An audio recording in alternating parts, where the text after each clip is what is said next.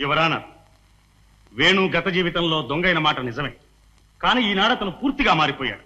అతని ప్రవర్తనే అందుకు ప్రబలమైన నిదర్శనం. ఒక ప్రాణాన్ని కాపాడడం కోసం తన భవిష్యత్తును కూడా అతను లెక్క చేయలేదు. నిజానికి పోలీసులు అతన్ని పట్టుకోలేదు, తనంతటికి తానే పట్టుబడ్డాడు. అతనిలో మార్పు వచ్చిందని చెప్పడానికి అది మరొక నిదర్శనం. దొంగల్ని శిక్షించడం దేనికి? వాళ్ళని మంచి మార్గంలో పెట్టడానిక, మరింత రాక్షసులుగా తయారు చేయడానిక? మనిషిలో మంచితనం, మానవత్వం పెంపొందించడమే కదా ప్రభుత్వం చేయవలసిన ప్రయత్నం.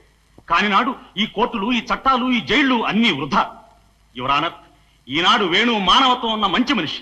అతన్ని వెంటనే విడుదల చేయవలసిందిగా వేడుకుంటున్నాను. యువరానర్, ఇతని తండ్రి దొంగ, తాత దొంగ, ఇతను గజ దొంగ.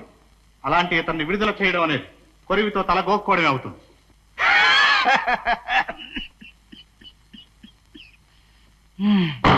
Order, order.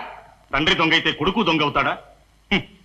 రాజు కొడుకు రాజు, కూలివాని కొడుకు కూలి అనుకునే రోజులు మారిపోయాయి. శ్రమజీవుల వంశంలో పుట్టిన అనేక మంది రాజ్యాలనే శాసించే నాయకులైనారు. మనిషిలో మంచికి చెడుకి కారణం పుట్టుక కానే కాదు, పరిస్థితుల ప్రభావమే ప్రధానం. ఉన్నత వంశంలో పుట్టిన భ్రష్టులు ఉన్నారు, దొంగల కడుపున పుట్టిన ఉత్తములు ఉన్నారు. వేణు ఉత్తమ మానవుడని నిరూపించుకున్నాడు.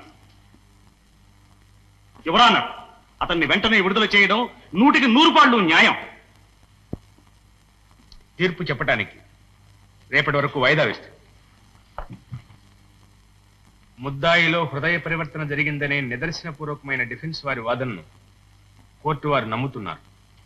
అయినా ఏనాడు చేసినా నేరం నేరమే. చట్ట ప్రకారం శిక్ష విధించక తప్పదు. అందువల్ల ముద్దాయికి 3 మాసాల విడి ఖైదు విధించడమైనది.